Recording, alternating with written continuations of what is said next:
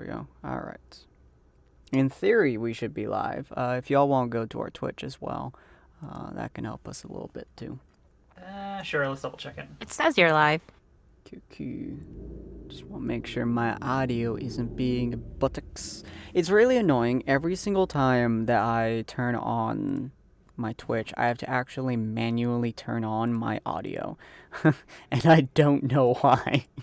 It just doesn't play it properly for some reason. It confuses the crap out of me. But hello everybody. I have a wording thing I should use. I have an intro, that's the word. Hello and welcome, dear patrons, to the Tables of Tartarus, a chapter of Purgatory Corner. I am your storyteller, Sinspeaks, and today we shall be discovering the tale of shifting fates. Come on in, take a seat, and let your imagination run free. Hello. I actually don't know how many people are watching us, but that's fine. Hello. And my players, as per usual, are... okay, yeah, I was looking at Asbjorn, and I was like, why isn't his picture popping? Don't worry about that. But, oh god, what was that noise? I think that Sorry. was... Oh, you're fine. But as usual, I'm here with Oliver, Eleonora, and Rowena. And we're going to be continuing from last episode. Now, last episode, y'all had some really rocky interactions, which may or may not have involved y'all plotting each other's deaths, one point or another.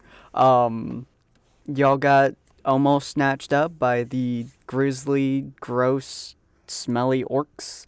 Can we just agree that, honestly speaking, they probably could have easily handled it even if I didn't step out?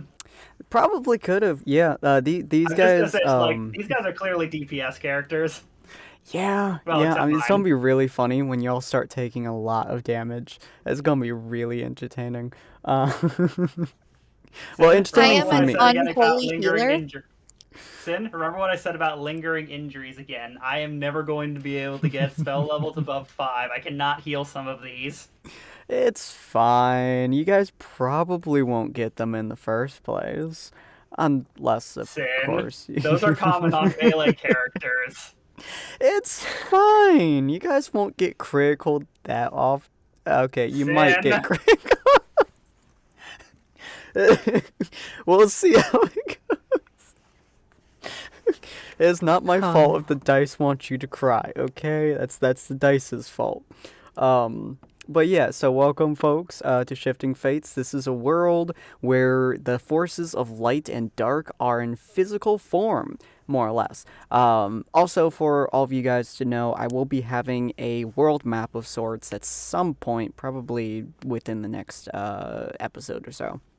And the world is the continent that you guys are on is actually incredibly tiny. It's probably around, if I had to take a number, probably around 200 miles left to right and 300 miles up and down, or reverse those numbers probably. I think up and down is shorter than left and right. So probably 200 miles up and down, 300 miles left and right. So very, very small continent. It's actually a very, very small continent. While long in terms of actually walking, small in terms of us currently. Taking a car 300 miles is not that far. Walking 300 miles is a death sentence. But y'all are really good at running. Depends on if you have to do it on one day. Yeah. But yeah, so the continent is actually incredibly tiny, which is why a runner halfway across the continent is like, well, technically only a fourth of the way across the continent is on like a 3 or 4 day journey. But yeah, so you guys went into this town, which was very calm, very nice looking. You guys rolled unbelievably low on your perception. Rowena rolling a natural 1 in perception as the first roll of the game, if I remember correctly. Yeah, our general rolls in general outside of combat were just horrendous. It was beautiful. Except for that one nat 20 towards the end. Yeah, Thank gosh for that. I loved Eleanor's nat 20 on hitting someone with the freaking arrow. By the way, I was talked about this last episode by someone in my play-by-post group. When you are a monk and you're actually throwing at disadvantage past about 20 feet. 20 to 60 feet is the range that you can actually throw at disadvantage. Melee to 20 feet is normal. And then for Rowena's bow, I believe it's melee to 80 feet, if I remember correctly. Am I right? Is I that don't know short how to get bow? rid of that. I'm pretty sure just in general, disadvantage also applies for problem. projectiles in 5 feet range, but Yeah. Rowena can shoot a bow. I get it. Can shoot an arrow from her bow up to 150 feet without disadvantage. However, if you are in melee range, you do get disadvantage with bows, clearly. So it won't matter that's too fine. much for Eleanor, Run on with the the other hand, sword, though, if like her she scimitar. throws. Which But means yeah, I don't need. you do not need a Oops. short bow, no. You could hit someone trying to hit you with a short bow at twice the short bow's range. And probably about twice the damage as well if you tried. Oh yeah. But yeah, so you Those guys are murdered a scary. bunch of orcs. One of them managed to evade you. Rowena, I believe they're your favorite enemy, if I remember correctly. Because you are a ranger, I think. I do believe it is. Let me see here. I should be able to find it somewhere. Yeah, it's in features. So you do have advantage on that to track your enemies, as well as intelligence as well as on intelligence checks. Roll me intelligence at advantage, if you would. Okay. Somehow, Intelligence advantage. oh god, you don't need the advantage. Somehow Eleonora managed to keep rolling advantage and disadvantage dice, and I don't know how. So I have no Yeah, idea. I still was say like, next time one of us accidentally does that, we just take whatever rolls the first one. yeah, that's what I'm planning. No, that works. All right, well, do it again, and wow. Yeah. I'm All not right. exactly super Well, smart. So you know orcs. They're smelly. Well, you don't know a lot about orcs because you aren't book smart. In fact, you go out of your way to not be book smart. You've done your entire life only not doing books. And so you don't know a lot about orcs. The only thing you know about orcs is what you've been told by people who have fought orcs. This does not involve tracking. Tracking orcs is not something that you've ever had to do, or have ever had to have somebody do, because they've all been in war. You don't track people in war, you beat the shit out of them and then run away.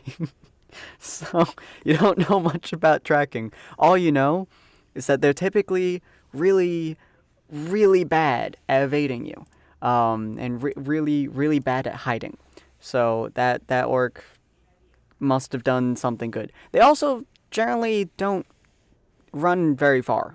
They also usually have camps set up. So, assuming with your very lack of orc knowledge here, he probably ran a distance and then got into a camp.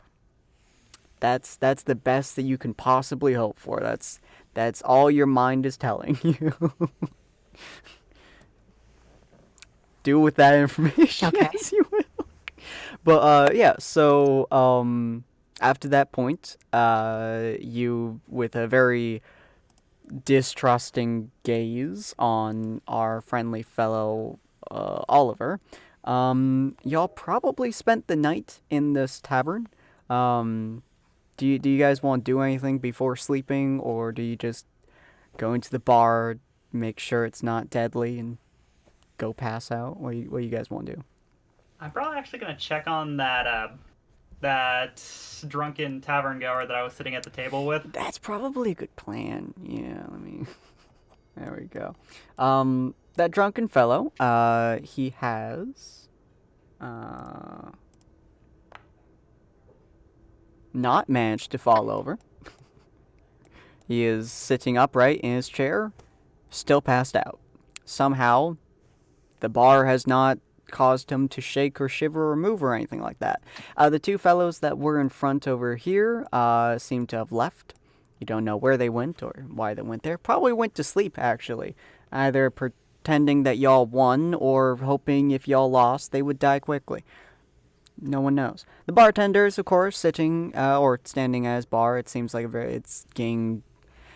You would say it's probably about 10 o'clock or so at night. Air quotes in night, because it's obviously always twilight. But it seems to be winding down for the most part. They seem to have an internal clock of sorts. And in fact, all of you guys have a semi-consistent internal clock for the most part. Just because you've had to keep up with it for so long. But he's just kind of behind the bar, seeming to get things closed up and stuff like that, as he notices you folks coming in. Hey, that was quite the situation. I thought it was quite fun. I find that slightly concerning, but whatever. I suppose that was your thing. Bartender nods to you folks. I assume then that you took care of the whatever was outside. Looked like one of them got away, but I think at this point, considering the carnage, I don't expect he's going to be coming back anytime soon. Well, then I have you folks to thank for protecting the village. As you may have imagined, we don't have a whole lot that do.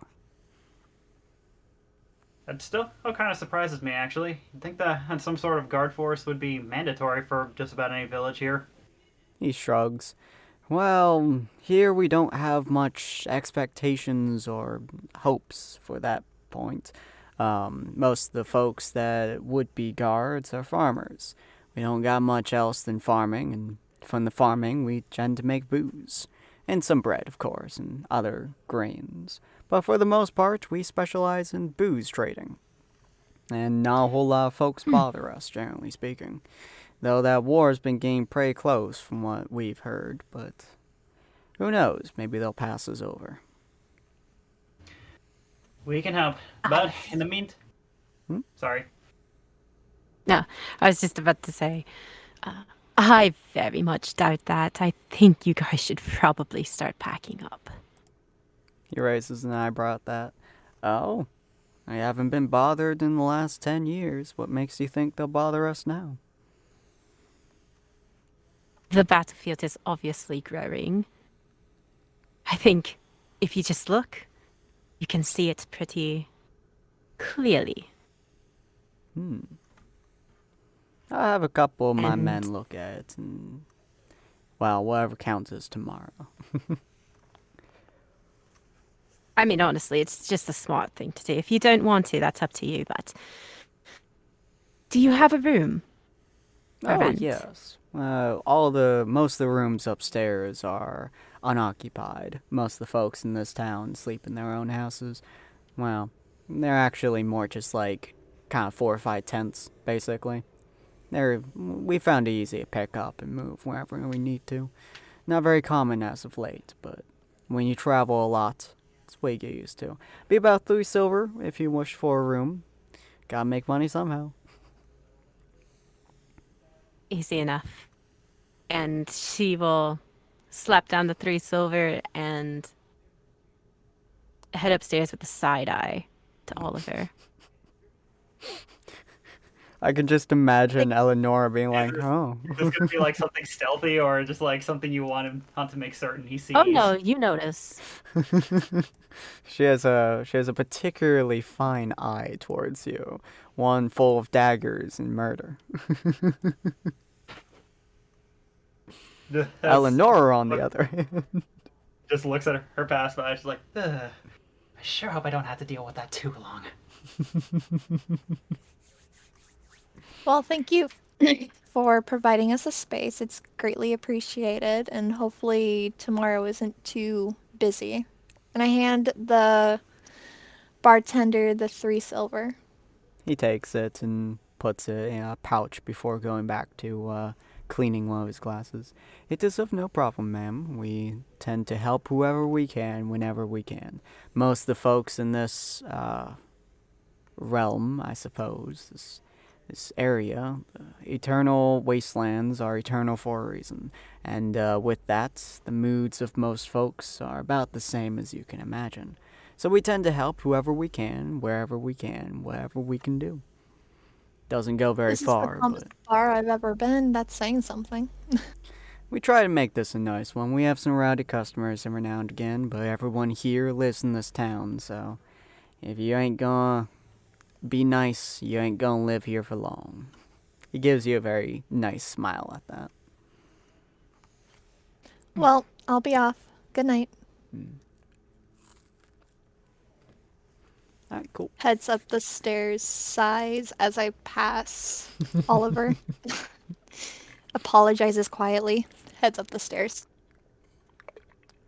Looks at He will Rowena's wa- room. You will hunt her Apologize pass for on what? up and just give a quick call. Hello. Have a good night. Or twilight, I guess.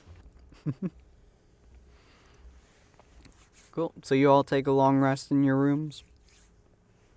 Actually, before I go take a rest, there was actually a couple things I wanted to actually take care of first. Sure. In that bar. Mhm. So first, I would actually like to once again double check on the medical condition of the drunken guy. Would that be a medicine check or what? Yeah, what I can believe do? that would be, yeah. Okay, here, let's see. And since you have... I was about to say, yeah, since you I have have been looking at him for a little bit, Are you kidding me? Feel free to do that was with even worse than advantage. the lot I did last night. His rolls, man. You know, Feel I'm free to just do that gonna with cast a advantage. quick. Advantage? Okay, Yeah. I'll roll again. You've been looking at this guy for quite a while, and you do know a lot of alcoholic stuff. Dirty 20. 20. Sweet. Modified Alright. 20. So what you can tell from this guy is he, so Carey Brothers. But yeah, so what you can tell from him is, he is in fact a heavy drinker. Which you could tell from looking at him. But you can also tell from just generally checking him over, looking at his veins, looking at his complexion, looking at his eyes and things like that. He probably has shot his liver at this point at least once or twice. Considering the potions and stuff that y'all can find and drink and stuff that pretty much just fixes most or any wounds. He probably has healed his kidney several times, which, as you can imagine, would leave very unpleasant scars and very unpleasant internal damage. So he's probably more or less close to death's door. There are ways to heal him, of course, if you have any healing magic or I mean, potion. I mean, you have healing potions, I think. technically they're not they're not technically mechanically potions, but flavor-wise, it's kind of how I use my spells. Mm-hmm. Yeah, so But I do have a couple spells that I might be able to use to assist with this. So would I be able to tell if this would be a situation for cure for light wounds, or for some reason would purify food and drink work here? probably cure wounds. Alright, I will use one of my other casts of cure wounds on him. Cool. I'm just going to like put on the mask, just like put the perfume bottle I'll have on the bottle, just like look at him and just simply look quickly. Actually, I'm gonna quickly look towards the bartender and just simply say, "Yeah, get ready. This is probably gonna be loud out in a second." And He before shrugs. whispering in the guy's ear, just like, "I am so sorry." I proceed to cast Cure Wound. I proceed to start rubbing the medicine on him. Mm-hmm. Cool. It has a strong stinging sensation. Yeah, when with it that heals. lovely roll of 1 on the cure wounds. I mean, still 4 health. It is, yeah, and he is an NPC, so technically he's better. Yeah, he wakes up. You see his eyes like open. His complexion gets a little bit better. As cure wounds and most potions are effectively literally magic. They heal. And by the way, if you guys get horribly wounded and heal it, it will scar over. Just so you guys can tell, it's more of a flavor thing than anything else. But it kind of looks cool every now and again. But with this guy, most of his injuries are internal. But he kind of like wakes up for the most part, and he kind of looks around. He's like, "Oh, did I drink me unconscious again? Oh, I would say yes. How do you feel? I need a drink." I think you might be better laying that off. Here, I'm just gonna shove the glass of water that's probably still there from when the bartender handed me earlier. Shockingly, Like, the glass of water has not spilled, has not fallen over, has not, done anything like that. So yeah, it's just right there. I'm just gonna slide it too. It's just like, I think you're gonna need to dilute that. That too much alcohol is not exactly healthy for anyone. Rather yet that young when you drink too much alcohol and he kind of like looks off in the distance for a second. You drink. He just starts drinking the water. Please, for the sake of your own health, keep it. Try and do it more modestly. I really don't need potentially, or I really don't need person accidentally poison them. So, supposed to be on a list of things that I could have potentially helped and didn't. It's fine, young one. This ain't no poison. You want some poison, you come to my grandmother's house. Yeah, I think she's still alive. I just like face off. I just like face off. Like, this is gonna be a problem, Case, isn't it? Just like turn around, go over to the bar, or place the 3 silver on the table, and go on up the stairs. Okay, he takes the 3 silver and he just kind of waves at you and he's like, don't worry. Dave hasn't died yet. His grandma died 2 years ago and, well, don't ask him about it. Grandmama. Just take care of yourself. I call back down the stairs. Grandmama. Where's my bed? And I go to bed. Cool. So the night kind of passes fairly easily without much slumber. However, and this is going to be possibly a common reoccurrence. I'll drag you guys out here for a second. This will probably be a semi-common reoccurrence, is where I'm basically going to take one character and look at what they do for a little bit. This might happen if you guys ever split off into different groups or into different scenes, or have very important things happen to you that won't necessarily happen to other characters. In this case specifically, we're going to be looking at... I don't actually have a map for more or less empty space, so we're going to use this because it's pleasant imagery. But we're going to be looking at Eleonora. Now, again, your characters don't know this information. However, you guys would as players, just because A, it's pretty neat, and B, it pertains to the world itself. So, Eleonora, you wake up. You're... Well, we'll say you're basically in kind of this town, more or less. And we'll zoom in on you here. Just make it so you look nice and... Well, not big, but you look nice. There we go. We'll put you in the bar, just because the bar is already sized. We'll do that. And the bar kind of makes sense as well for what I have in mind. But anyway, so you wake up, and you're basically in the bar again. You know for a fact that you actually did go to sleep last night. So being in the bar is kind of odd to you. It also doesn't feel like the bar. Like, you have a sense for when you feel like you're awake or so. This doesn't feel like it. You haven't really had this moment before. You've had it kind of more or less whenever you go to sleep, but this one is a lot more tangible, shall we say. It feels more physical than you've had a dream feel like before. Okay. Mm-hmm. Do you do anything after waking up, or? Just rub my eyes and it's like, well, I guess we're here again, but what is here? Ooh. So you hear a voice that you really haven't heard. Actually, roll me...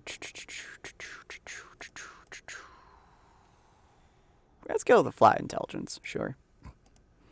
Just because we can. I want to see how well you remember this voice, because you really have not heard this voice very often. Shockingly, you remember it to some degree, very, very faintly. A very small sliver of memory pops into your head as you hear a voice. the feeling of this voice, and it's really, you don't see anything, but it's the feeling that really gets you. It feels like you have snakes wrapping around you with every word that she says. It's not like constricting or binding.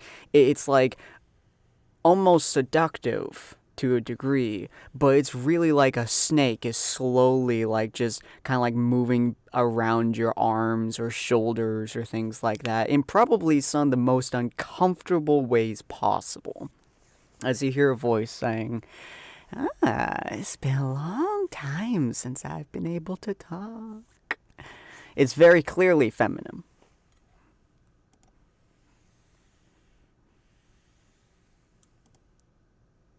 So, who goes there? I know who you are by sound, but can you show me who you are? Unfortunately not, my dear. Our powers will only grow so far, and you're so far from me. Unlike your buddy boo little friend of a figure, I unfortunately cannot see you, only hear you. That one sounds almost directly in your ear. Well, I have a question then. Which buddy of mine? I am the Dark One, the one of the nights, the night which has fallen that you have not seen. It's almost like a weird sing-song. Like, there's a legitimate, like, musical accompaniment to it, too. Almost like piano with a soft jazz kind of in the background. And she's like, when will I see you? No one knows. Ah, he's coming here to spoil my fun, ain't he? Okay. Then what have you got to say to me? Is it based on yesterday's battle? I did so good during that battle. I was watching the entire time. You backhanded with a frying pan. I never really expected one to do that. Although I haven't really had a champion before. You then hear a different voice. This one, unlike this voice, which is almost like seductive and kind of fills you with like a weird sense of warmth to some degree, kind of like a warm hot chocolate, which is a weird combination, I know. This other voice that you hear is stone cold. It's like if you pressed your hand against a freezer or something at like max blast. It fills you with a legitimate deep chill, but not a frightening one, just like uncomfortable kind of a chill, but also kind of soothing to some degree. It's a really weird combination, really weird mix, and I severely doubt your character kind of knows what to deal with it. But you hear a voice that simply says, "She is not your champion. She is no one's yet." Shivers in reaction to the new presence. This one, you do remember, he's been your best friend ever since you were literally a toddler. And by best friend, I mean guy that you decide to make your best friend and you don't actually know if he is your friend. But you've decided he is. A long time ago. Many times. Good to see you again. Why, hello, old friend. How are you? Tired. I was not expecting you to travel away from me. I'm sorry I got curious and you got quiet. This is, shall we say, my counterpart. Ah, they seem lovely. Bit touchy though. Chaos incarnate. I'm not that strange. I just like some. Very strange. They are effectively complete opposites from what you can tell, with one exception. They both give you an absolute feeling of uncomfortableness. It's almost like you're being pulled towards both at the same time. Is not something you've actually felt before. weirdly enough. Even though you spent so much time with the male presence, you've never felt this feeling of being pulled in one direction. So like a tug of war. Kind of, yeah. But a tug of war of the feeling of uncomfortable. I don't know how better to explain that, but yeah. So, what brings you guys here now? Why are you both choosing to talk to me now? It's been Like, I don't so mind long. my old friend, but then you're just kind of creeping me out, new guy. I'm creeping you out? Oh, you hurt my harsh soul. Thy has done me a dishonor. Yeah. I'm I've been trying to sorry. talk with you for over a decade. His powers won't let me. It makes me so sad. I'm so lonely. Is there a reason for that?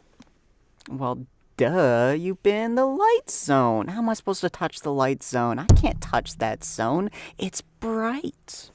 He shuns my moon, so I shun his star.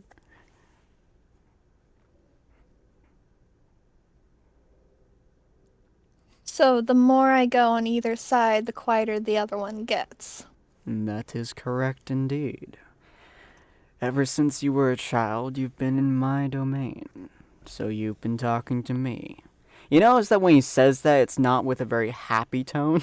Although he doesn't really say anything with anything other than a very flat tone. So you're not really sure if he's actually annoyed by it, or if he's just... You don't sound very amused or happy having me on your side for so long, old friend.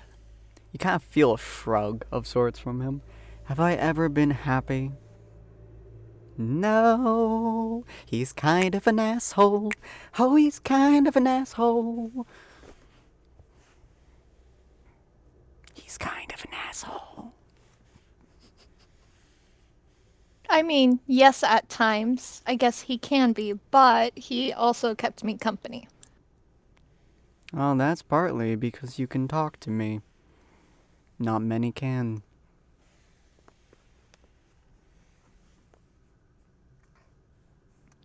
So you're pretty lonely too.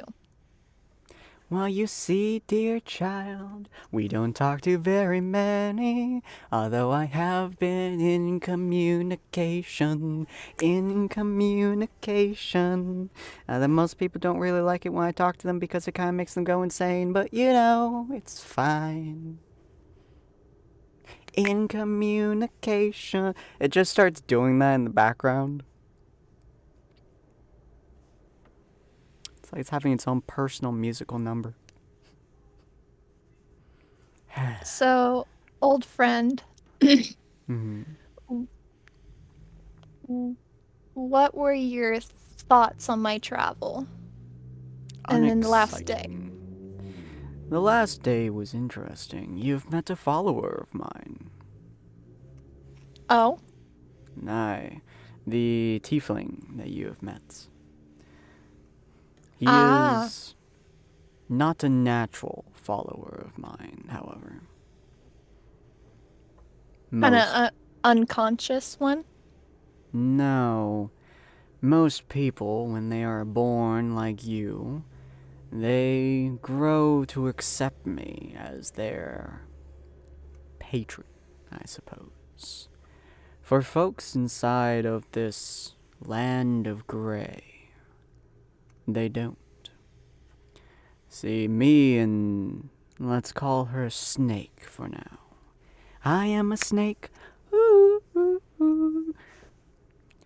Every time that he says something, just imagine her bursting out into sing-song in the background. So just so I don't have to do it over and over again. I imagine him just having a tired sigh whenever that happens. But it's like, let's call her Snake for now. Or Shar, if you prefer. She is in a constant war with me. Kind of like a sibling rivalry, shall we say. And inside this gray zone is where our forces match, even and odds. We are one and the same in this area. We are... The only way we can talk with each other is here. Through you, actually. Otherwise, well, we cancel. But most folks here, because of our canceling, they don't really grow to see either of us as patrons. They lose everything. This tiefling was born in this area. And yet, somehow, he has grown to accept me as his patron. It is curious.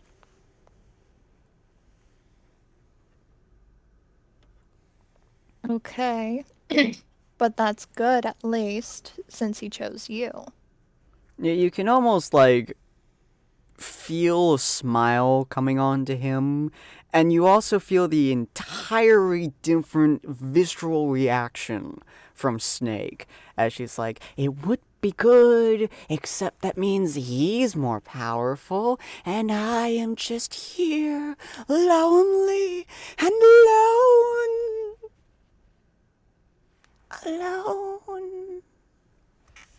Clearly not alone since you're singing in my head. Well, I can only talk to you, silly girl. How long has it been that you've tried talking? Have you heard my whispers? Have you heard me talking to you? Hardly, because normally I sleep quietly. Exactly. So I'm alone. So alone. So alone. Well, I do have some friends of mine, but they typically go around and they don't do very much friendly stuff. That tiefling was fun. Don't worry about that. Don't worry about that. Don't worry about it. Don't worry. I'm going to worry about it. Don't worry about it. Your tiny little head would explode if I started talking to you properly. No, literally, I actually would. I would literally make your head explode, so don't worry about it. It already feels like it's gonna explode as is with you singing. Oh. Well, that might actually be our combined power radiating through you and actually causing you to have eternal combustion to a heightened degree and may actually be liquefying your brain. Sorry. We don't usually talk to people.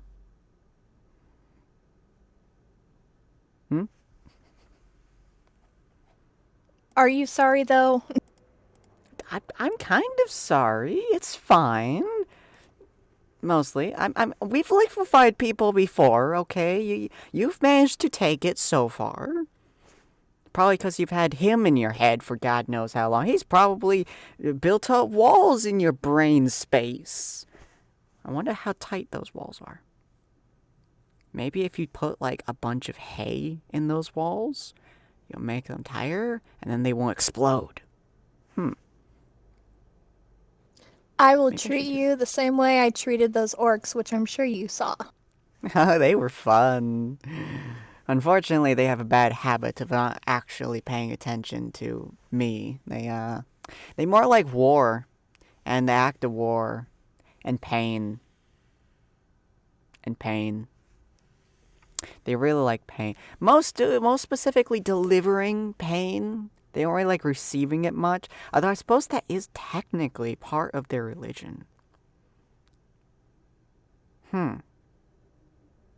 You're fun. You make me think.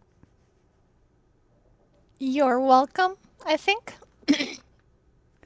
Yeah, your old friend is just like, have no worry about her much. She doesn't get out much. Quite literally. Yeah. Be wary as you come across to the dark side. Nothing there is as friendly as mine. You just say that because you don't have man-eating plants. Yes. Yes, I do. He's a spoil sport. Reassuring. Don't worry, when you come to my side, we have so many plants for you. They all eat people and things and other plants and giant flies. I think I would rather have the spoil sport. Oh, you're no fun. I can be, just not in that way. Aw, you don't want to have a giant bugbear thing trying to eat your face while a bunny rabbit rips its leg off and then a snake chews through its skull? Only if I have command over that bunny rabbit. Oh no, they don't listen And to I anyone. can control it. Probably. I actually don't know if they listen to people. I haven't tried. Maybe I should try to make one listen to me. Although its head would explode. Maybe I get a couple good Maybe hours you out should of let it listen to me. Ooh, that could be interesting. Make it listen to you, and then make its head explode. Make you feel so sad. Roll me perception real quick.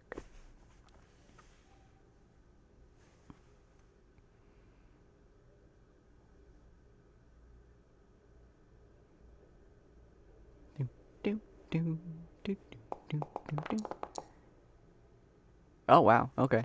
As you're talking to her, she starts to it's super weird. You know how like in some dreams you have like a weird fog effect where like you vaguely kind of remember certain details about people or things like that? You're starting to get that kind of Yeah. effect as you're sleeping. On your right, your character's right, so our left, starts to create a shape or so of a woman dressed completely in black, rather tall, surprisingly tall. And it's a very nice black outfit. As it's kind of like a trench coat almost. Semi-revealing clothing on her underneath the trench coat, although your brain can't really make out anything beyond that. And she has a snake wrapping all the way around from like going. It like starts at her feet and then goes up and just kind of wraps around her entire body and it's like sitting on her shoulder. And oddly enough, the snake seems to be talking, not her, weirdly. And then to your left, or so our right, is a man dressed in a full tuxedo, basically. Complete suit attire. He's holding a cane in his right hand, although he's not putting it down weirdly. It's like when you're just literally holding the cane. You also can't see his face. You can't see much more than that. He also seems relatively tall. They seem about the same height, which is like a good foot, maybe 2 feet taller than you. And he seems to have a very cold, business formal kind of atmosphere around him. Like he's talking to you as if this is a business relationship where he's trying to, get something out of you or you're trying to get something out of him. Very cold, very calculated, very talking. Her one is basically as if you went into a bar and some random chick just started talking with you. She's like almost childish in her movements, in her way of talking, which again is also really weird because you can distinctly see the snake head talking and not her, but her body is making the movements. Her body is like hand gestures or like swishing of her coat or like dancing around when she does her musical themes. She's like popping into one existence and out from another and popping out from your left and just out the corner of your vision to your right while she's singing and doing whatever. But it's a snake head talking. So it's a very weird, uncomfortable distance between her body and her snake head talking, which is very odd. But yeah, she seems very much so like a very annoying child, and he seems like the most formal businessman you've ever met, which is exactly how you remember how he used to be ever since you were a kid. He also doesn't like playing. You know this because you attempted to throw a ball at him on many occasions, and it bounced off his head many times, and he never seemed to notice. He didn't notice. You know. You didn't notice. It's a deal. Yeah. But yeah, she just seems to be kind of having fun with you. He's not. Well, from what you can tell, this is just his normal. So he might be having fun. I don't think you've ever actually seen him having fun before. So this might be his having fun. Anything you want to Well, ask old them? friend, you look exactly the same as I remember. Do Yeah. you guys do anything other than chit chat in my head? Or wait for Well, me? we do more than the average creature can in their entire lifetimes in the span of several months. If we told you everything that we can do, you would probably go insane. Bet. It kind of raises his eyebrow. You could see, again, whenever I make these facial expressions, it's very weird for you because you can distinctly tell he raises his eyebrow, but you can't see his face or most of his body. But you can distinctly tell his eyebrow is raised. But you can also distinctly feel almost like a record scratch as the snake kind of just like stops in like midair and then goes into that like paint me like your French girl pose. The snake, weirdly enough, is still wrapped around her, as she's just like, "Don't kill our precious champion. That would be bad." I want to see her head pop when I meet her. That's gonna be fun.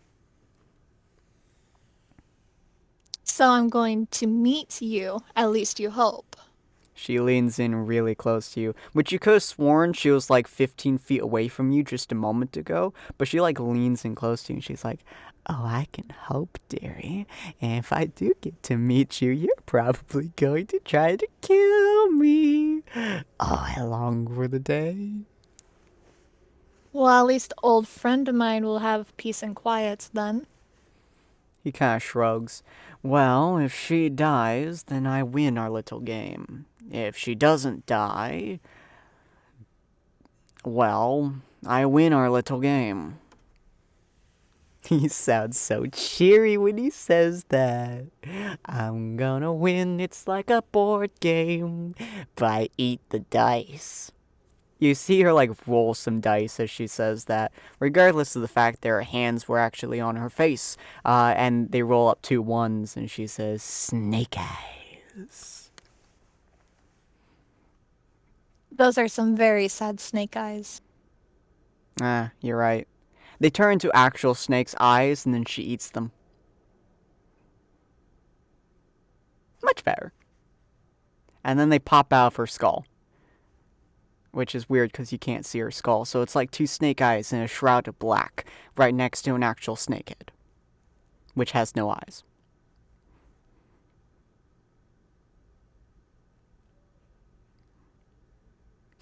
So, while I'm here, you guys will just be watching me as I go once I wake up? Probably. Although we might also be doing other stuff. You might not be there. You might be. You might be in our brain space. You might not be. We may actually throw things at you. Or we might not. We might destroy the entire universe. Or we may not. Can we not throw things at me, please? Oh, fine. You're just like him, a spoil sport. You don't want vicious death or murder or, Is there anything else? Nah, just vicious death and murder. Wait, on. Let me see if she wants to be nice. No, she does. She looks at you with her weird eyeballs and she's like, "Would you like to hear a secret?" It depends if the secret involves me being alive or not. Oh, it probably does. Just depends on if you want to fight something. Okay. If you What's the go secret? down the road that the orc went down, you may find his tracks. Or you may die in the wastelands. Or you may die by the big brute who might be killing you if you find them. I'd love to see what you do.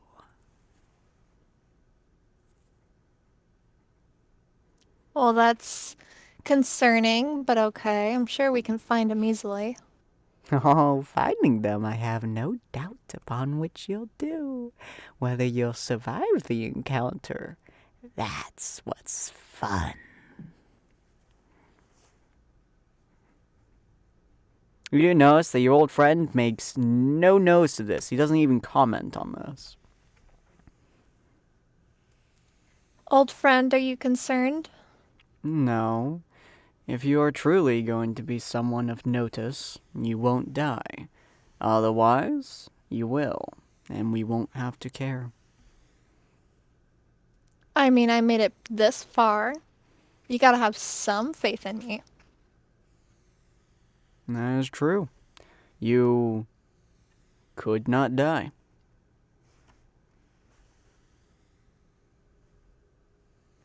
He's completely deadpan. Not even the hint of a joke laid upon this man's face. Well, best of luck with you. I would deeply suggest you taking the tiefling with you. If he manages to be someone of importance, he also won't die. Same with the half-breed. Oh, she's the same as you, I Okay. guess. Is the term Yes. half-breed now? I It's don't know. half elf, more specifically, but Kind of just grunts at that. Well, half elf, half breed, half creature, half spawn, demon spawn. half your enjoyment. That's a good one. If you survive, you'll be of worth. If you don't survive, well, who cares? Alright, sounds like a challenge. A challenge indeed.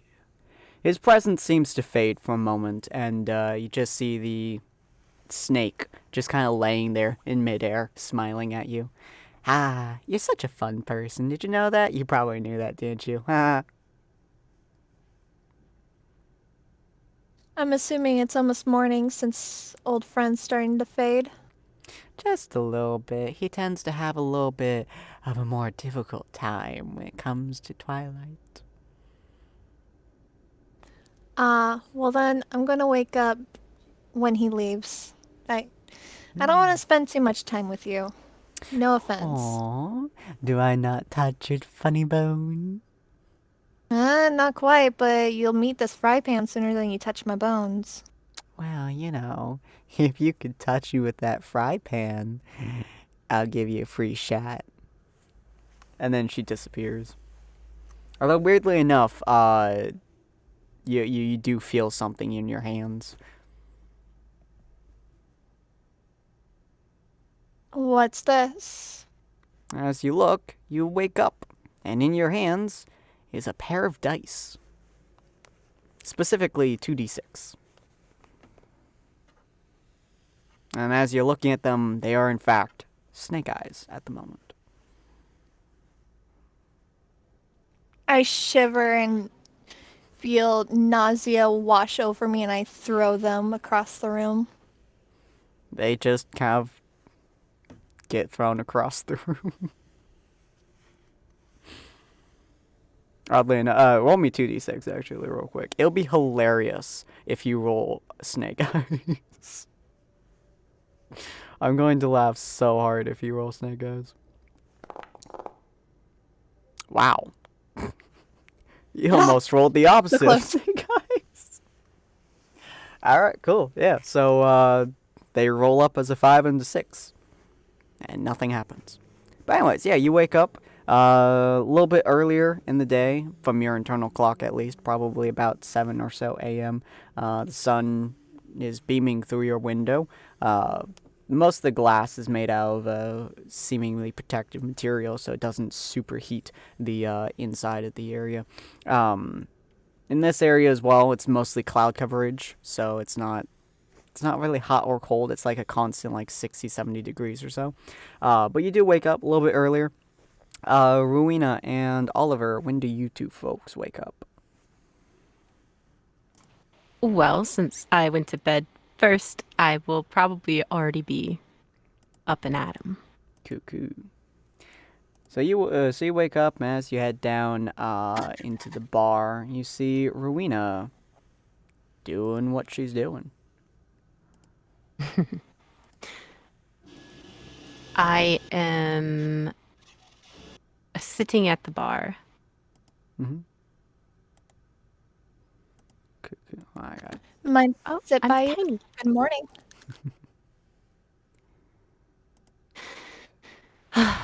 Good morning. How did you sleep? About as peaceful as this war.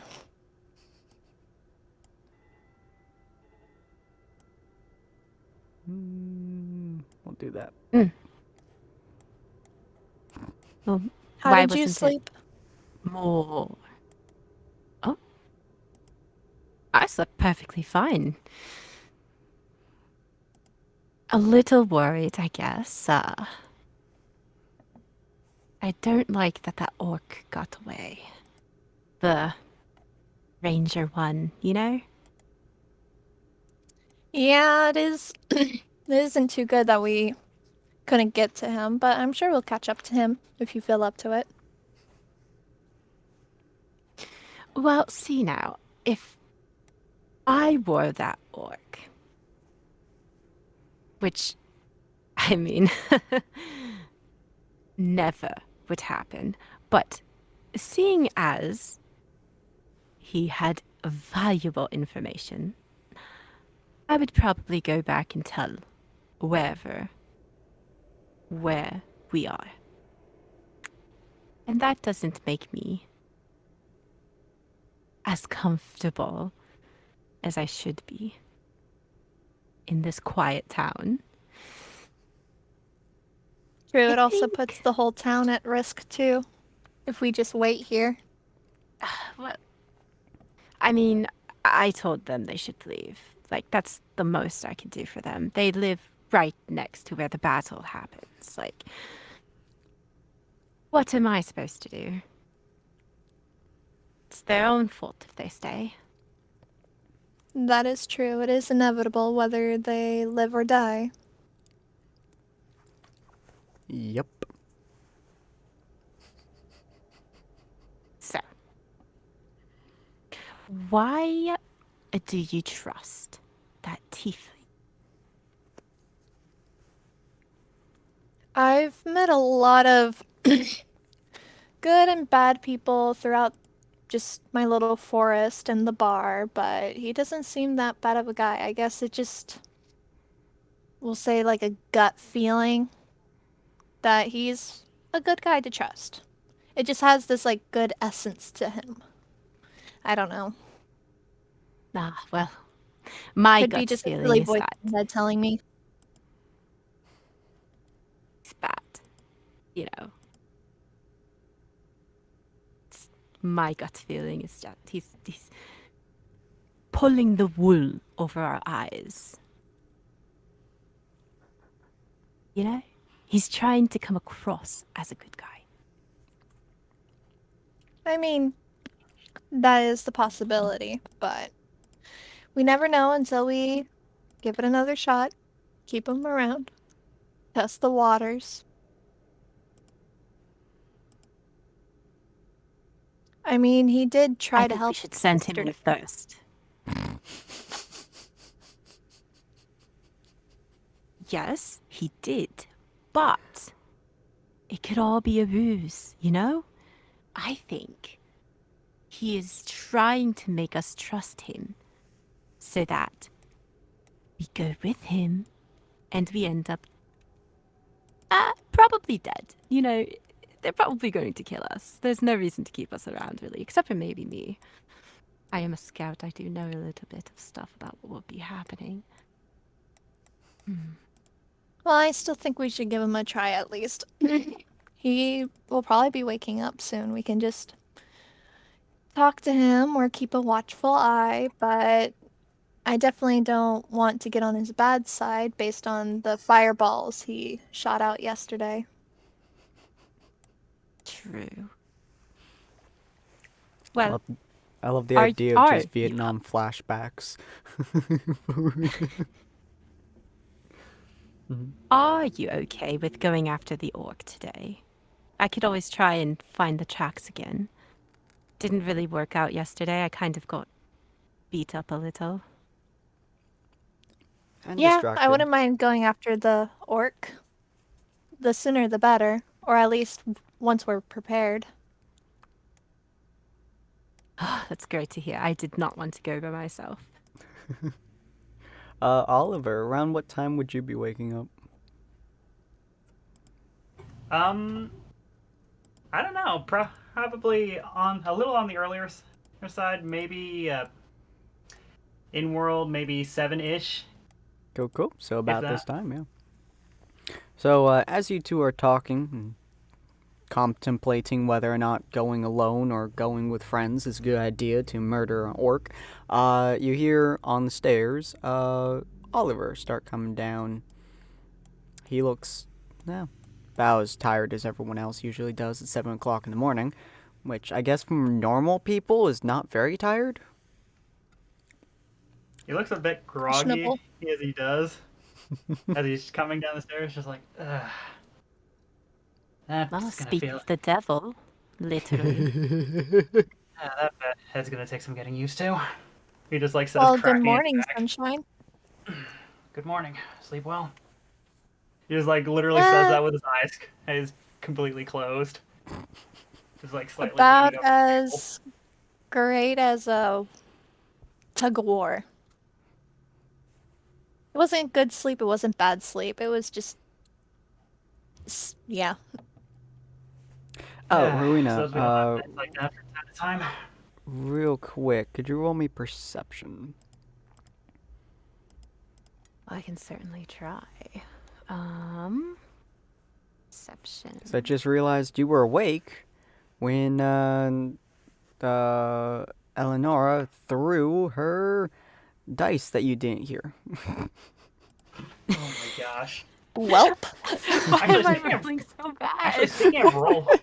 Actually, speaking of Rolston, I have to ask: is there a special trick to getting proficiency to be added? Because it says here I've got proficiency in medicine, but doesn't feel like the doesn't You seem should like be it adds up.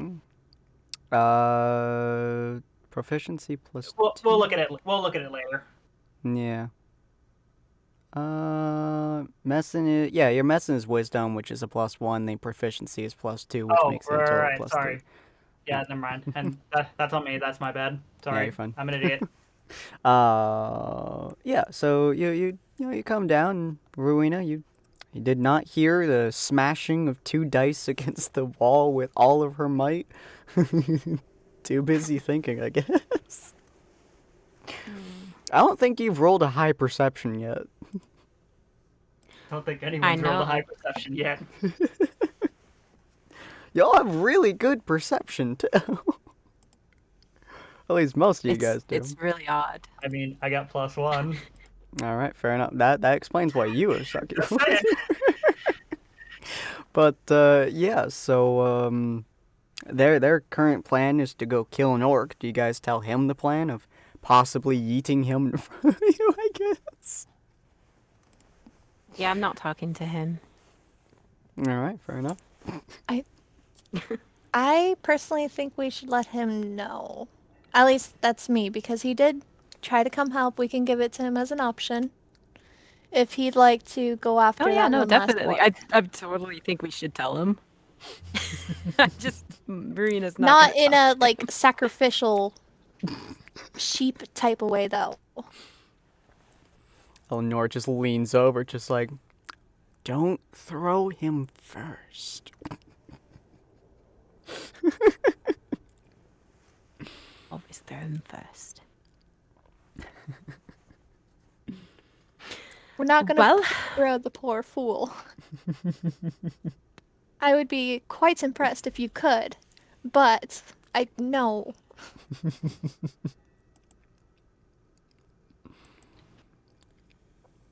Oliver, like usual, you just kind of there.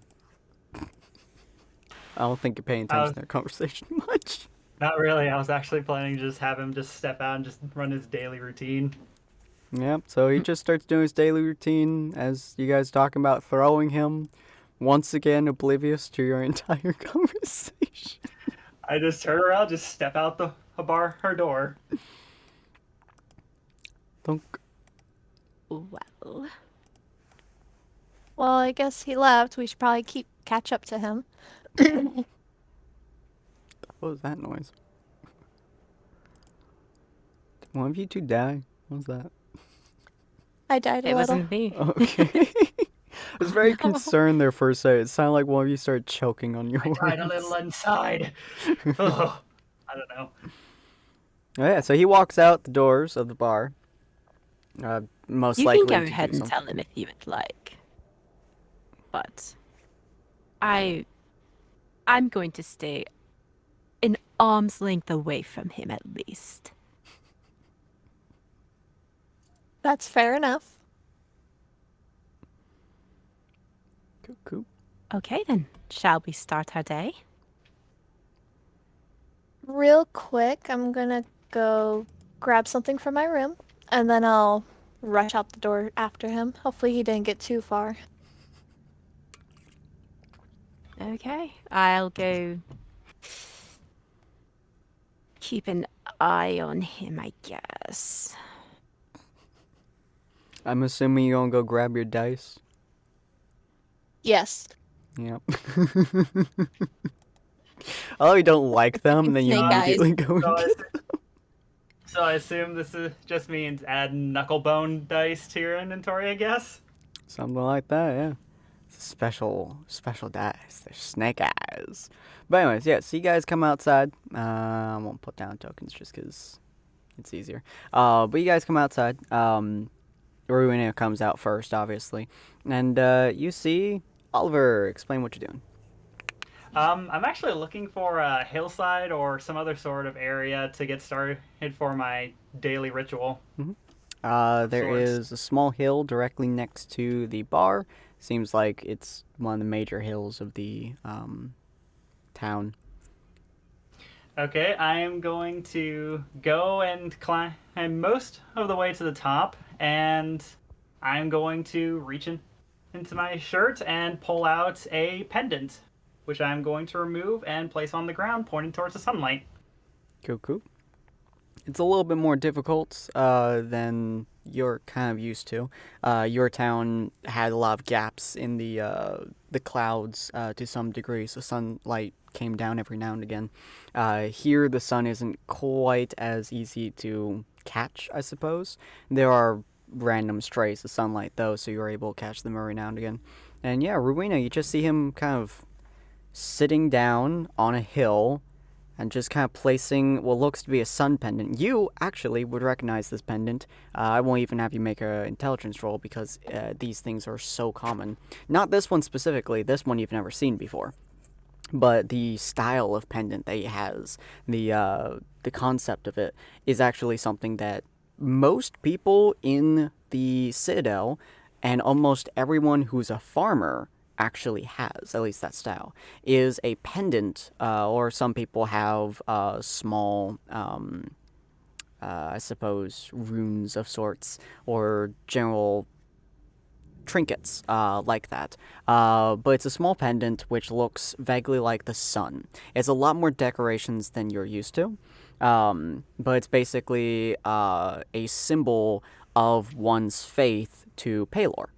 Is most commonly used for farmers when they are trying to get a good harvest and they're trying to pray for the land to bid well for them, essentially, or to get Palor's praise when it comes to very important times. It's often used for dates, for marriages, it's often used for, though those ones are very specially made as well. And you've heard stories that the paladins have very, very ordained versions as well. Although no one's ever seen a paladin's one, so that could easily be made up. Well, Irina is confused. Can she walk up to him? Oh yeah, absolutely. I don't think you would have one. I don't think, unless you regularly pray. I don't think to, I would either. Yeah. But you have seen it many times. In fact, I think probably your mother would have one. Would have had one. not a little bit less decorated than his one. Her one was a little bit more commonly made. Of course, with her little spin on it. Everyone has their own little spins on it. But usually they're not very decorated. The more decorated, usually the more faith is being put into their god, essentially. So it's weirdly hierarchied, but his one is very decorated. But yeah, so you walk up to him. Okay. Well, Tiefling, who did you steal that from? How long have you been standing there? As long as I needed to. That tells me literally nothing. And that's exactly what you should know about me. Congratulations. Who did you steal it from? I didn't steal it at all. This was given to me by a cleric, or I think that's what he was. In my own hometown, actually. But I pick it up off the ground and put it away. I'm somehow betting that's probably not going to convince you. Not that I'm fairly certain anything I've said has convinced you of anything. I mean, it certainly confused me. I don't understand how this would help your story. I don't understand what sort of story you think I'm trying to tell you. Oh, of course you're trying to weave something to try and get us to come with you to some weird, dark, dank cave or someplace. Aha. You know I intend to remain in this village for at least a couple weeks, right? How many of us are you looking for? I'm not looking for any... Well, not looking for any specific individual, I suppose. More or less. Okay, fine. I am looking for someone, but it's not you and it's not her, if that's what you're concerned about. I don't even know what race this person is. Okay. It's an odd mission for someone from the Darkside's army, but sure. You keep on saying Darkside Army. How many times do I have to tell you that I was born in the Greylands? I don't believe you. Come on now. Fine, whatever. It doesn't make any difference either way. So, how many different ways did you envision killing me over the course of the night? Real quick, am I Come around on, while I they're didn't talking? envision- You will have come out probably when she mentioned Darkside. Ah, okay. So I didn't get to see the pendant. Okay. No. Continue. I don't have to envision killing you. It's going to happen at some point. That's part of what concerns me. What have I done that really is implied to you that I am a malicious individual? You're very And if you say- sly. And if you say anything involving my race, I will probably slap you across the face. Or I would if not for the fact that I'd be expected to heal that. Can we not try to kill each other? I already have to deal with that enough. My own time. So, I'm not it's just a going to kill him misunderstanding. now. Okay, you shouldn't kill him at all, though. We just met him and he tried to help. You just barely met me and you haven't threatened me at all. I'm missing out on the cute threatening you're trying to do. Oh, you're a half-elf. Not all half-elves are nice. True. But I'm more inclined to trust you than not.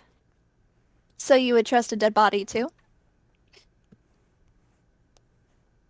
Would I mean, there's nothing to trust. If it's dead, it's dead. Something tells me you approached me for a different reason than simply to pass on a threat or accusation. He just says that looking at Rena. I came to ask a question of who you stole it from, and you said you didn't. And so it's, I guess I'll just lock that piece of information away that you didn't steal it. Yeah. That would catch your eye, or ear. That would catch your attention. What? There we go. That's the word. What did he supposedly steal but actually owns himself? Just curious. I'd like to get to know you, if you don't mind. I promise I don't bite. It's nothing exactly too out of the. It's not. Gosh darn, I can't even English. It's nothing that's overly special, or at least not certain it's any more than anyone else's. He just like reaches back into his shirt and pulls out the pendant. You also would have seen this from main gnomes. Not very often inside the bar, but every now and again a person of faith, sometimes a cleric, sometimes a wizard, or random people every now and again would come into the bar and they would have these pendants or sometimes bracelets or just tokens basically. Some people would pay with coins that had this insignia on it, although that was very rare, and you knew that the only times the bar owner would ever take them was when it was a payment or death, essentially. They either had to pay it or they would die. That's the only time he would ever accept it as payment. This one's a hell of a lot more decorated than you're used to, though. So you pray to the my old friend, sorry, Paylor. not old friend, the light god. You might say that. I was introduced to him by, I think he was a cleric. He was some sort of wandering priest that I encountered a few years ago. Popped into my village on his way through on some sort of holy battle war. I believe that's what he said. I wound up handing him a few potions on his way out as he was making his way back to the north, but haven't quite seen him since. Gave me this as a. I think he was just trying to pay me back for something. I wasn't 100% certain why he passed it to me, to be honest, but he introduced me to Paylor and taught me a few of their basic prayers. Then kind of made it a habit of mine to come out in the early mornings to give a daily prayer to him, hoping for some sort of protection over the coming day. As a matter of fact, I'm fairly certain part of the reason my head's still on my shoulders is partially due to his assistance last night. Looks back to Arena again. Rowena looks over to Eleonora.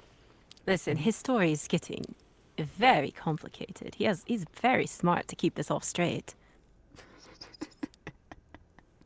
Well, do you happen to know, I love your like, intelligence score. remember? Do you happen to remember what he looks like by chance? He was covered from head to foot in some sort of plate mail. I never did get a good look at his face. Never even really took it off. Roll me. Go with history real quick. Gosh darn it, what a time for my character sheet to not be loading. There we go. History. See if you can remember any notable bits and pieces. You do remember some notable bits and pieces. He was indeed covered in sheer armor from head to toe. Plate mail, specifically, which is not very common for clerics, at least that type of plate mail. More often than not, clerics tend to have a slightly thinner plate mail, and they tend to use maces. He used a sword. His armor was also decorated to some degree with very similar decorations, I guess, to the coin or the pendant, the necklace. What was the word? Pendant. It's a pendant, I believe you said. Yeah. Very similar decorations to the pendant that you had. Although that's pretty much all you remember him. His voice, you remember it was a guy specifically, and his voice was rather low, but it had a somewhat cheery tune to it as well. But that's all you can really remember. And I will relay all that to her. Okay. I just wanted to see if it was by chance someone I knew. It kinda. But As a matter of fact, part of the reason I came this far from town was I was hoping to actually see if I could find him again. well, hopefully you do. I can help, but given how long it's been, I'm not really certain which direction he would have gone from here, assuming he even stopped here. My guess, based on what you told me, he'd probably stick kind of closer to the light zone. But that's, or maybe here, but not as much. I'll have to take a look, though. I'm somewhat betting I'm probably going to wind up with a few more suspicious glances as I get closer to the light zone, and I'm somehow betting I'm probably not even going to be let in. Then again, that's still using the assumption that I'd even need to go in that direction. Do me a favor, Rowena, roll me investigation. Oh, interesting. Okay. Oh no. What am I investigating? Not More my of a brain. what have you investigated? You remember, not quite remembered. It's something you investigated a long time ago because you heard a story about it from a, not an elderly, but a dude who's been he was a very long-term veteran. He was a half-elf who was about 60-some years old. Kind of old, especially considering most half-elves die by the time they're 25 because of the war or so. So he was a stubborn son of a bitch. When he went to war, he came back from war. Very rarely did he ever get more than a couple of scars. He did lose an arm though. He lost his left arm, which is why they pulled him out of the fighting. He swore up and down he could still fight, and he would, but no one really let him. But you often listen to stories from him of the war and combat, and he's one of the reasons it interests you to some degree. And even though he was an old fellow, he had a remarkably good memory. And one thing you do remember is specifically runes on armor. It's very uncommon. Most paladins have it for the god that they worship, which is usually Palor, like the actual class paladins, not the special paladins. But they typically have it on there, but only high-ranking paladins, ones who've traveled for a while, usually have their armor decorated. Some clerics do too, if they're very, very into their faith, well, they mark their armor. But a lot of the times, paladins, clerics, worshippers of faith and fight usually do not mark their armor because their armor gets tarnished or gets bashed or beaten or broken or bruised or slashed or anything like that. And if you mark your armor and then it gets, say, slashed or dented or beaten, it's effectively your symbol of faith being broken. So the only people who ever put that symbol of faith on their armor is one of two people. One, people who have way too much ego and have absolute faith that they will be able to crush their enemies before their enemies hurt them. Or two, a very high-ranking, well, basically paladin, someone who has gone through so much that their faith is unbreakable, even if their armor and effectively their symbol of faith is broken. Usually these people are actually paladins, the people, the right-hand people of Palor himself, but it's often said that traveling paladins, traveling armored fighters, will often have these symbols on them too if they've been traveling for a very long time and believe that their spirituality, their faith is unbreakable, essentially.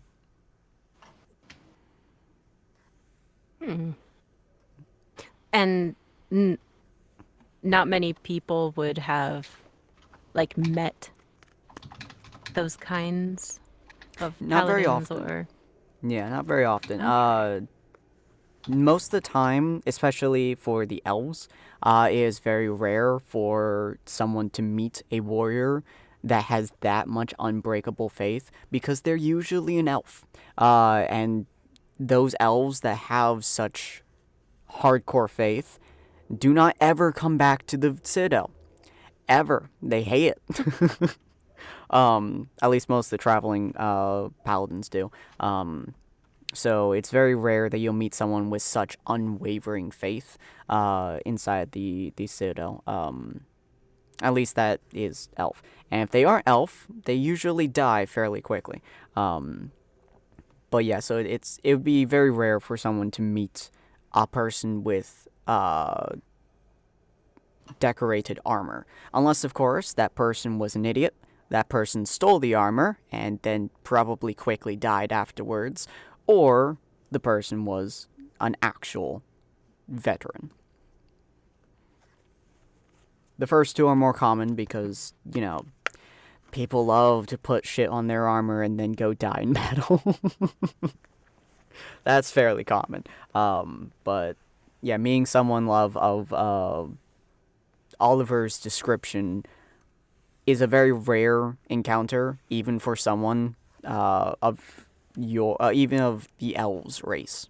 You've only heard of maybe 2 encounters, and one of them you're fairly certain was the drug field trip of the old man. Or maybe it was the loss of his arm, getting blood loss and oxygen loss. You're not quite sure. They had a lot of drugs in him. And he was bleeding out. One of those 2. Tiefling. Did you say the armor was undamaged? Would you say that? I would not say so. I'd say it was pretty clear he'd seen some level of battle, but for the most part, it looked like it was in pretty good condition.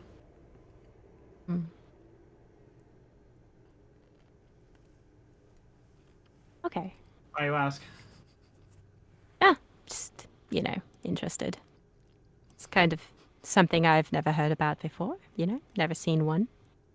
Okay. He gives like a suspicious glance her way for a second. Interested in my story, you say, without wanting to kill me. Intriguing. Well, we can help you find this person if you would like to join us, because we were going to go hunt down that orc that ran off yesterday. That may or may not come back for us or this town. Do you really think one orc is going to return after or how much carnage was out there last night? One orc can equal one giant orc of some sort. Or an army, so... I see your point. Sure, I'd be more than willing to give you a hand if you have some sort of lead as to where to go. Well, I mean, I can, of course, go back and try and see if I can see his tracks again. Yeah, we can go back to where the battle last was, and hopefully the track should still be there, and then we can go from there, at least follow that path. I doubt he would have gone too far. He was probably shaken up by all his buddies being taken down so fast. Yes, me, that seems like it would be more likely he'd probably run even farther, or just simply to get as much distance between us, but I can't say I've had too many encounters with orcs as of late. Especially until we got close to this village. It's been a while since I've had a fight like that, even though I didn't do very much of anything out there. Well, you at least helped, which is very much appreciated, so... You're at least there. That's the thought that counts. That Maybe, counts. but I'm somehow betting when it comes to an actual whole life or death situation that probably wasn't going to be true. I'm not going to question it. You two were definitely going to probably obliterate all of them, even if I never stepped in. I mean, maybe, Well, but... of course, I'm a trained soldier. You don't say. He just that's giving her her glance. Well, nonetheless, she did get squished by an orc, and I had arrows flying at me, but it'd still be good to have another member in the group, just in case things do hit the fan, or we need a fireball from afar. I think you overestimate how powerful these are. I just say just pull out an unlit pellet. Looks like a nice I mean- pellet. New to me, but I'm sure it can do something at least. I mean, it can be thrown and it lights objects on fire, or if I ignite it, I guess. I put it away.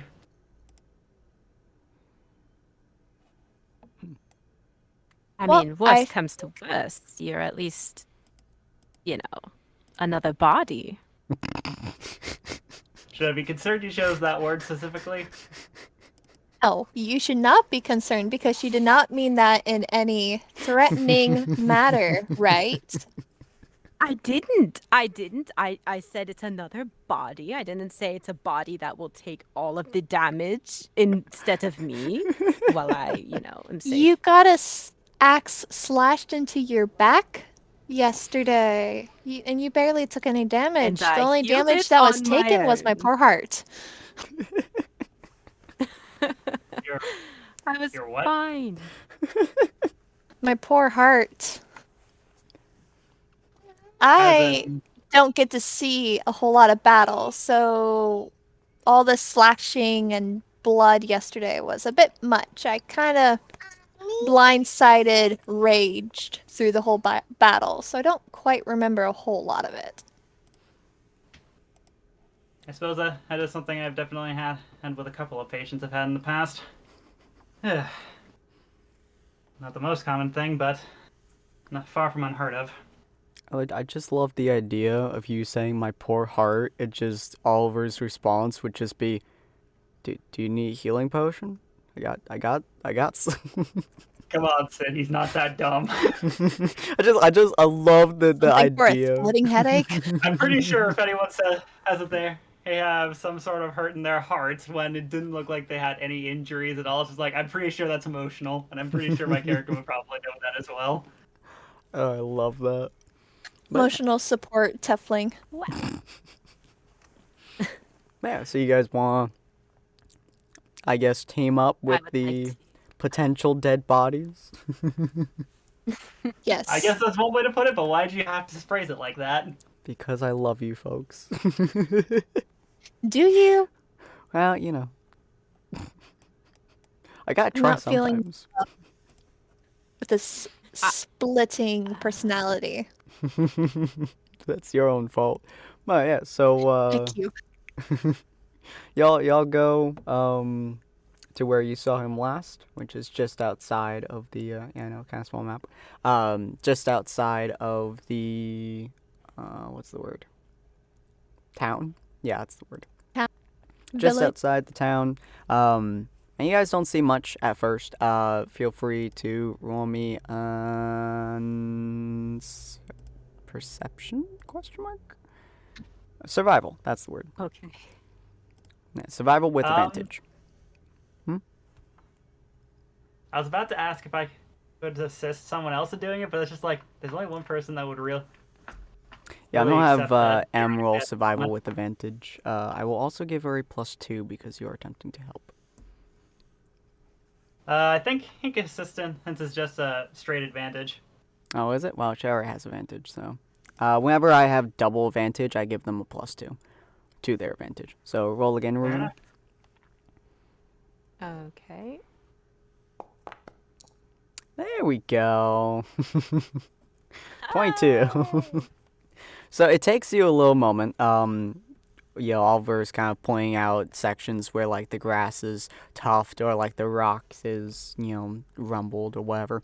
And eventually, after going quite a way, like it's a good like 60, 70, 80 some feet in the distance that you guys have to walk and just kind of follow. But you eventually do find where he stopped hiding his tracks. As it turns out, when you run more than 60, 70 something feet away from the town and no one's following you, you stop actually trying to hide where you're running. So, yeah, after that point, it took you guys a while to find it, by the way. It took you guys like a straight hour of just like combing over this area to try to find these tracks. And then you finally found them. And yeah, they go dead off in the distance. It looks like he sprinted like a goddamn madman. Probably because he felt like death was on his shoulders riding him like a cowboy. So, I mean, in a manner of speaking, They just as well could have been. Yeah. But so you guys are able to walk into the distance. Do you guys talk with each other about anything while you guys are walking, or you get just perpetual silence? Uh, What kind of you birds can are go. out here? Out here, probably very few. Maybe some pigeons.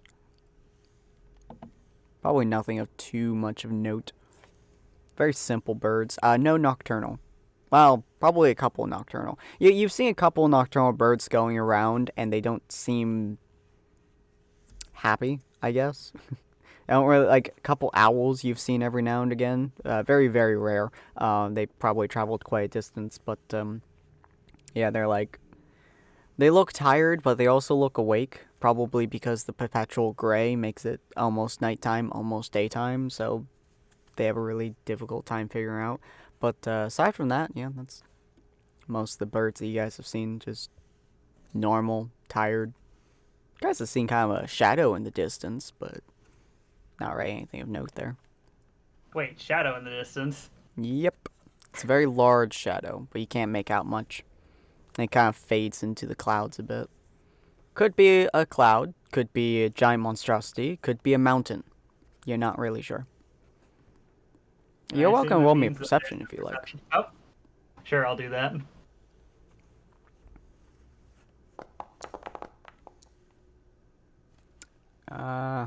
Yep.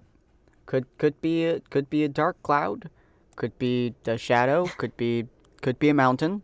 You're fairly certain it's a mountain. It might be a mountain. Could be a giant bird. Could be a cloud. You think it's I'm a fairly mountain. certain.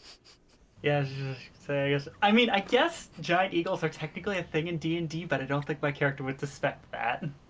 Yeah, it's pretty barren ground. It could be a giant buzzard. Yeah, yeah, could be a giant buzzard. Could be a giant mountain. Could be a lot of dirt.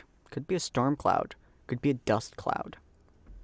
Could be a rain So, cloud. two more questions, Sin. One, are there any plants around that might potentially have seeds? And two, would I have enough time to use my sickle to harvest any?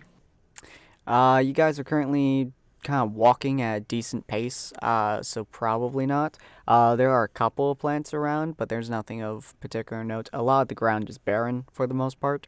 Even the town itself had very simple grains that were very, very stubborn, which were like wheat and a couple other ones like that.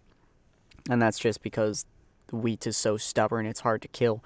There's some grass seeds for the most part, but there's nothing particular interest. But since you guys are currently walking, you would not have time to harvest now.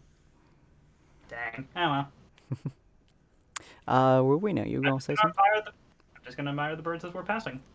Fair enough. I was just going to say, Verena would be too distracted trying to find where they're trying to go. Mhm. So I don't think, She would be quiet. you know, She'd be the hunter. yeah. She'd be concentrating. This is what she's been trained for. This is what This she is knows. true. Yeah. This is what she's gonna Um, do. My entire life training has led up to this. Rolls 3 failures in a row. Finally succeeds. Only Come on, stares. Sin, be a little bit. Come on, Sin. Do you really have to be that pessimistic? Yes. But yeah, so Ellie, your tiefling friend is looking at the sky. He admires a mountain in the distance, at least you're fairly certain it is for a little while, and then he looks at some birds. And Rowena is just staring at the ground with such intense focus, it reminds you of the last time that you cooked in a kitchen. I'm just like imagining her just like belly to the ground, just like with a magnifying glass, just like, where are you? Where are you? Oh, I'm I sorry. love I'm that. sorry. I have fun. Yeah. Session. But yeah, so oh, is Ellie's mic dead again? Ellie. I can see it flashing. Are you? Hi. Oh, there you are. Oh, heard something. There it goes. Oh, there you are. Hi. Watching Oliver look around, I just chuckle, kind of intrigued because everything's new to me and I've never been here before. So I'm just walking, and as I walk, I kind of just spin around, looking around. And I quietly chuckle at Urena being hyper focused on the tracks. She And I is the just huntress. continue looking around. Cool.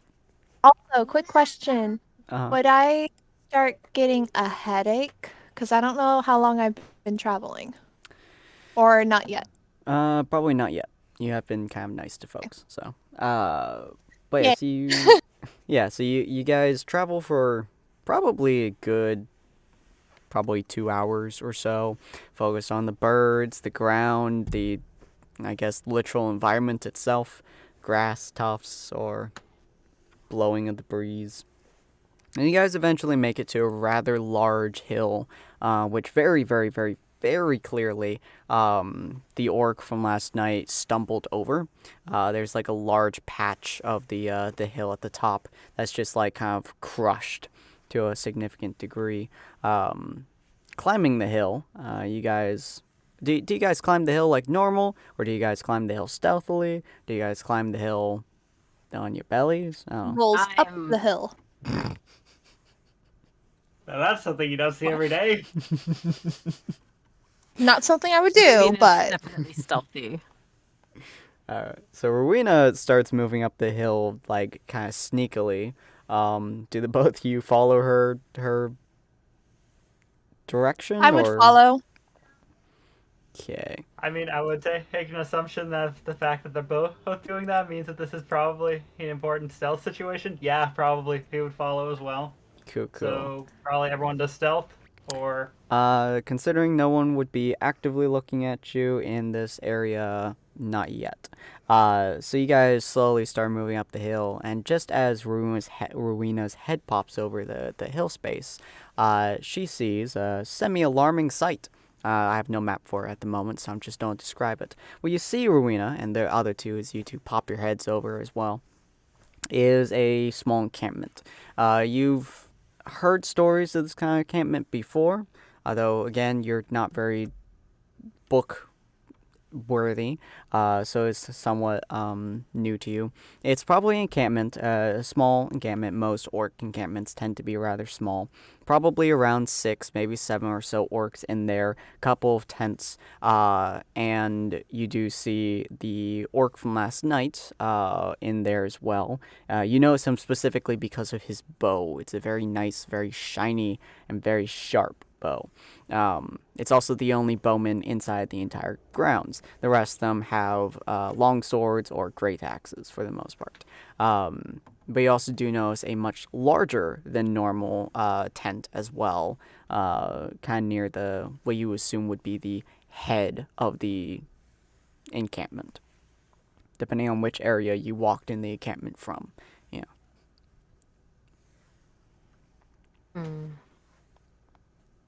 how many orcs do we see? You guys see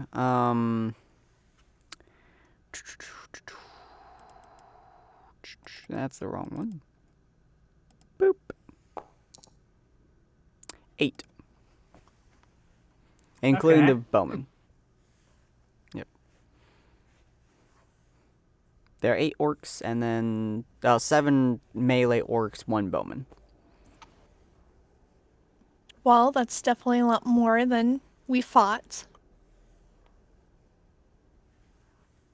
Can I hear anything from here, or how far away are they? You guys are probably about 35 feet roughly away, maybe a little bit more. If you guys decide to move around or up the hill, I would have you guys roll stealth from how close you are. At least you're about 35 feet away from the edge of the encampment. Roll me perception to see if you can hear anything from inside. Orcs are not very quiet creatures, so it's not very high DC. That still beats it. Not bad. Yeah. So you are able to hear some stuff. One of the orcs says to the bowman, "You survive. And the bowman, of course, says, "Course, Grok survives all." And the other orc, who you don't have a name for yet, but we're going to call him Orc 1. Orc 1 kind of looks at Grok, and he's like, "To the town?" And the other Grok just kind of replies with, "No. No." Hold on, I have to remember what name I gave him.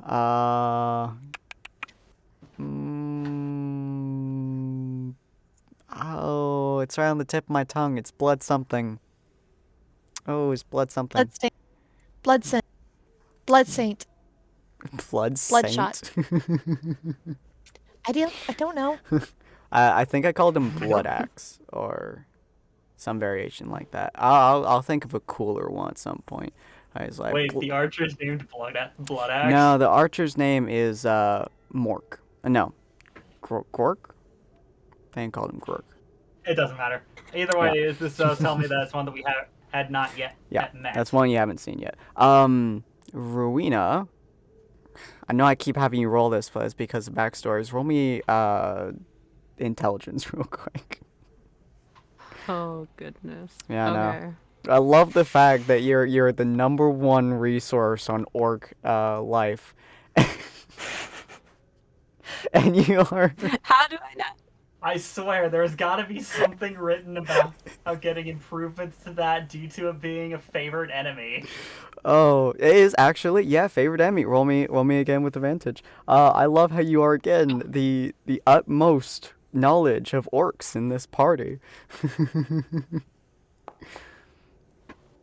Yeah. Okay, 5. The only thing that you know about orc names is that they are some form of orc unless they have a title.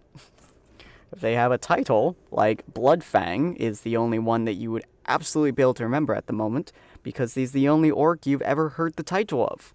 Shockingly, from the fact that you've heard literally thousands of stories of these orcs, you only remember Bloodtooth. And that is because he is the orc that is the head of all combat, and usually fights the Elder Paladin. But, yeah, they usually get their names after doing some kind of interesting deed. But other than that, it's usually some variation of orc, because it's very easy to remember a variation of orc. Or if they can't remember the variation of orc, they just call them orc. They're not the brightest bunch. But yeah, we're gonna call this guy, Blood Axe. We'll go with that. So, yeah. Mork, or Okay. Gork? I'm gonna call him Gork, just because Mork was the other guy, so I'm gonna call him Gork. Gork is like, "Bloodtooth has not said to go yet, so we wait for his orders." The other one just kind of nods, and then keeps nodding. Seems like he forgot about the fact that he's nodding, so he just keeps doing it. That's all you can hear. They start talking a little bit quieter. You think about food, or maybe about skinning something, or both. You're not quite sure. Wait, I think about that? No, that's you vaguely hear them talking about possibly food or skinning something or both. You're not quite sure. Blood smack. I'll turn to them and Mhm. I'll say, well, in like a whisper, you know. Mhm.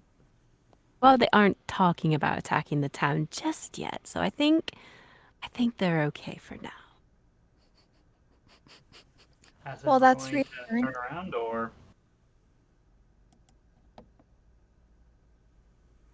Wait, sorry, what was that? as in we're just going to leave them here, or I don't fully understand. Is this they are planning to do this later, or they are not a concern at all? Well, they might have some kind of vendetta, but we came all this way. We found the encampment, and I'd like to think we'd be able to take them on, but there's also a lot of them. But we at least have information at the moment. Which one of you has higher perception? Oh goodness. +4. You looked I away, wish there was a Rena, pretty good so... chance that it's not me. Yeah, probably the half elf. So Ellie, as Rowena kind of turns to you and starts talking to you and whatnot, you guys are talking. You can see over her shoulder as the tent of the very large tent opens up. Oh, great. Scary reminder of my nightmare? What? Are we about to get General Orc's appearance? Well, that's a little suspicious. I wonder what's going to come out. I continue to peer over past her shoulder. Do you say that to her? Yes. I love how she turns to you, starts talking, you just like stare at her. I just like, yeah, uh-huh. Oh, that's kind of suspicious. I assume you turn back Again, around thinking at back that statement. to my dream. But yeah, I do refocus back to her. I just love the statement. Well, that's suspicious as you just look over her shoulder. Like, that's not paranoia or anything. I mean, for my poor character's sake, after last night, everything's a little suspicious if it's anything bigger than an orc at this point, so. That's true, yeah. Do you turn around, Rowena, at the idea of something behind you being suspicious? Especially to Ellie. Well, yeah, of course. After I say that, I'll turn back. Alright, cool. As you turn back, you also see the tent opening, and yeah, the figure of the day does in fact come out. He is 7'8", much larger than a normal orc who is around 6 to 7 feet tall, and he has a very orange axe on his back. You can tell it's orange because it is soaked in so much blood that it stopped being red and just kind of dried and then got soaked and dried again, to such a point where you're fairly certain the blood is nearly infused with the metal at this point. It seems like it would make it turn dark crimson or a black, but I don't know.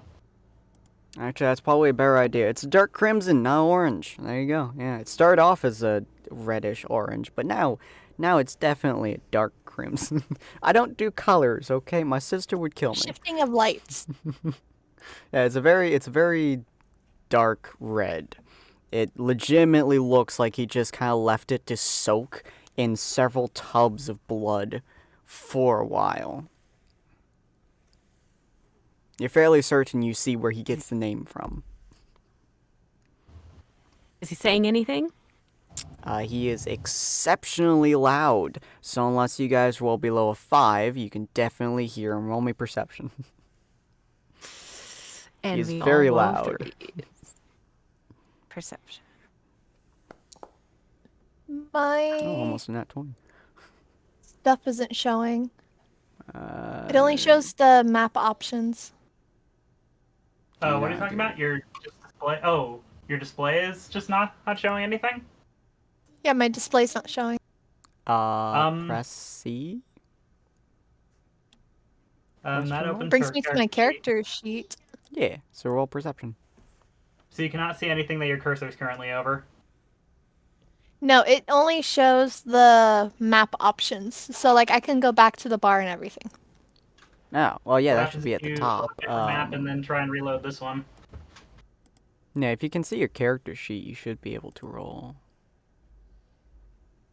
Yeah, but there used to be a little bar that you could go to. Yeah, if you've accidentally I hit have everything. configure somehow for one of the maps, there should be an X option, but not really sure how you would have done that. To be fair, nothing on the map right now really seems to represent what's going on, so probably alright. Yeah. But are you able to access your sheet, Ellie? Yeah. Okay, you should be able to click perception then. There you go. Cool. And Dan? Huh? Roll perception real quick. Sorry. No problem. Cool. You're all able to hear him very effectively. Honestly, I would be amazed if you didn't, but considering Dan wasn't able to hear you guys talking 10 feet away from him, I wouldn't have been surprised.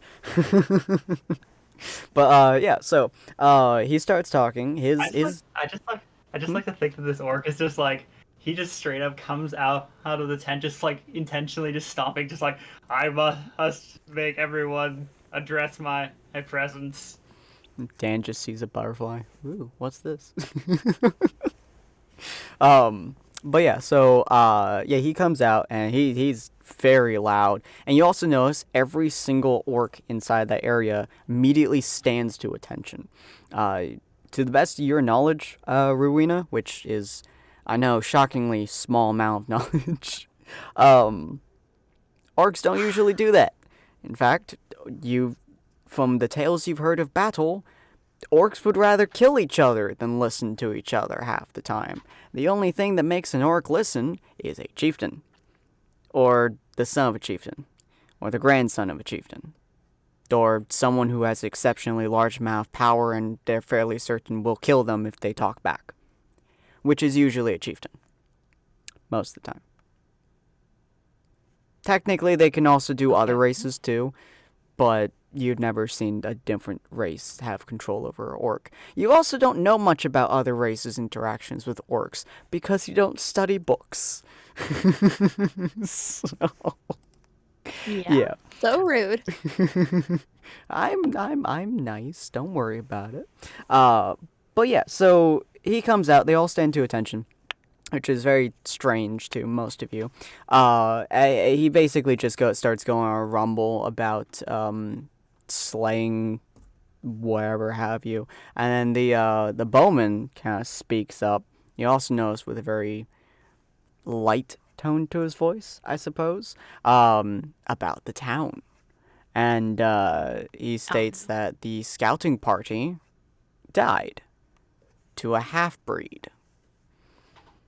And everything just kind of gets quiet for a second. Oof. And you see Blood Axe grab his axe. And he simply says, "So, the elves have picked a party. Let's go crash it." And yeah, that's why I'm going to leave you guys for the day. Oh, welp. This sounds about right. I was about to midway into this ask, just like, should I ask about some sort of distraction? Maybe I can huck one of these pellets at one of the tents and just light something on fire and divert their attention to that or something. That could But I be guess that neat. kind of only really works if we're doing an actual stealth assassination sort of thing. I think the only person... I was thinking about like leading them away. Yeah. Yeah, I think the only person who A, knows Orcish, and B, has stealth in any capacity is Rowena. Probably. They are speaking in common, Well- by the way, weirdly enough. Okay. Hmm. I was Dang, worried for a second that, I should drop to the ground or something in response to the giant coming out, because it's like, well, I don't know if he can really see us though, but You are a decent distance away, and the only parts of your bodies that are in view are your heads. So, unless you guys make a particularly large sound, you guys decide to yeet yourselves over the hill. Cows, ladies and gentlemen, cause a rock to fall or makes some other large amount of noise. They have no reason to look your way. Although that is the way to the town, so they will be looking that way soon. Yep. Hmm. They have a party to Yeah. stop. Hey, Sin. Uh-huh. Mighty had a distraction attempt number 2. Oh? Do you remember that one? No, actually, I don't think so. It was during our personal jump chain way back when. Oh, God, I think I do. Oh, that's concerning. I'm curious, but also scared. Basically, the jump chain that I had been doing with him was basically it was a general instance of I want to get to the top of the mountain. I'm pretty sure the Pokemon around me are way stronger than my team, so the best I can really do is try stealth. I came up the pathway and it just happened and just barely managed to duck behind cover as a mighty Anna started walking down the pathway, and I tried to distract it by quite literally hucking a stone off the cliffside. If I remember correctly, it was shockingly effective. No, it was shockingly ineffective because apparently my character slipped while I was midway into throwing it, and it just happened to bounce around in a way that the mighty Anna actually saw where it was coming from. Yeah, I remember that. You exclusively rolled below a 10 or above a 15. If I remember correctly. My luck is chaotic as crap. And I think I'm finally starting to get a new incarnation of it, which basically is my luck is horrendous if I care, and it's awesome if I don't. Seems that way, yeah. But hopefully you guys enjoyed this. If you guys did, feel free to hit that follow button if you have not already. We're going to be streaming, as long as our schedules stay somewhat consistent, Monday, Wednesday, and Saturdays. So if you guys are interested in joining us for those days, feel free to. On Mondays, we're going to be doing this campaign, probably about 7:30 or so. We're also hopefully going to be introducing a new party member by that time, which you guys will probably see coming because, again, you're in practically a wasteland. It's a decent wasteland, but it's kind of hard to hide out here except for the hills. So when he comes, he'll probably be semi-obvious. I'm very curious on what race he's going to pick, though. That's going to be interesting to me. And why he's there.